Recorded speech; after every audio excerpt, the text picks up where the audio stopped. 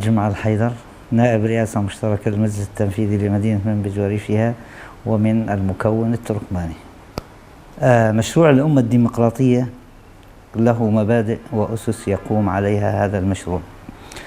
فعندما طرح القائد عبد الله أوجلان مشروع الأمة الديمقراطية كانت هناك أسس ومبادئ، ومن هذه المبادئ الأساسية التي يقوم عليها مشروع الأمة الديمقراطية هو التعايش المشترك لجميع هذه الشعوب في هذه المنطقة، بأن يكون لكل الشعوب حق المساواة وحق العيش وحق التعبير وحق الرأي والاحتفاظ بالهوية لكل المكونات اللي موجودة في هذه المنطقة من عرب وكرد وتركمان وسريان وآشور وشراكز وإلى ما هنالك من مكونات موجودة أخرى.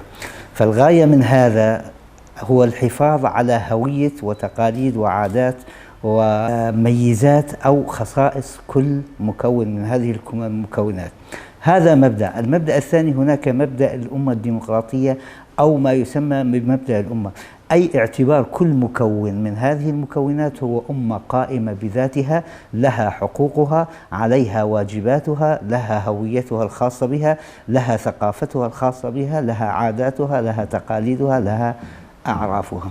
فالعيش المشترك هو عبارة عن حالة اجتماعية صحيحة 100%، تضمن الحقوق لكل الناس وتعطي واجبات وتفرض واجبات على كل الناس ولكن بالتساوي. المؤامرة على القائد تهدف بالدرجة الأولى هو على القضاء على الفكر. فالأفكار التي طرحها القائد عبر مشروع الأمة الديمقراطية والإدارة الذاتية هو عبارة عن نهج سياسي أو إدارة تضمن الحقوق لكافة المكونات الموجودة ولكافة شعوب هذه المنطقة، وتقضي على العنصرية، وتقضي أو بالأحرى تحارب النظام الرأسمالي، لأنها تبحث عن نظام اشتراكي أو نظام حتى إذا لم نقم بتسميته بالنظام الاشتراكي، ولكن هو عبارة عن نظام يضمن المساواة والعدل لكل أفراد هذه المنطقة. نحن قلنا منذ قليل أن فكر الأمة الديمقراطية هو عبارة عن فكر يحارب الرأسمالية.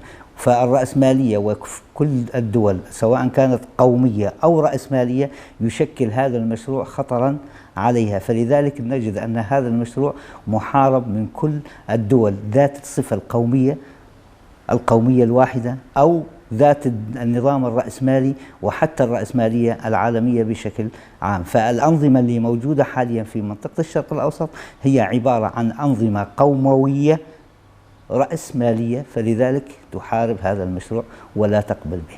خروج القائد من عزلته هذا يعني إعطاء دفع لشعوب هذه المنطقة وتنوير الفكر الموجود في هذه المنطقة، فلذلك نجد بأن كل الأنظمة الرجعية في منطقة الشرق الأوسط لا تقبل بذلك.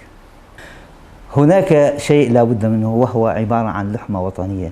فاللحمة الوطنية، فنحن كلما كنا قريبين من بعض كنا أقوياء، وكلما كنا سندا لبعض فكنا أقوياء. فنحن أبناء هذه المنطقة من كافة القوميات الموجودة في هذه المنطقة والمكونات الموجودة في هذه المنطقة. نحن نعتبر سند لكل منا يسند الآخر، ولكل منا يعطي الآخر قوة ودفعا لتحقيق ما نصبو إليه.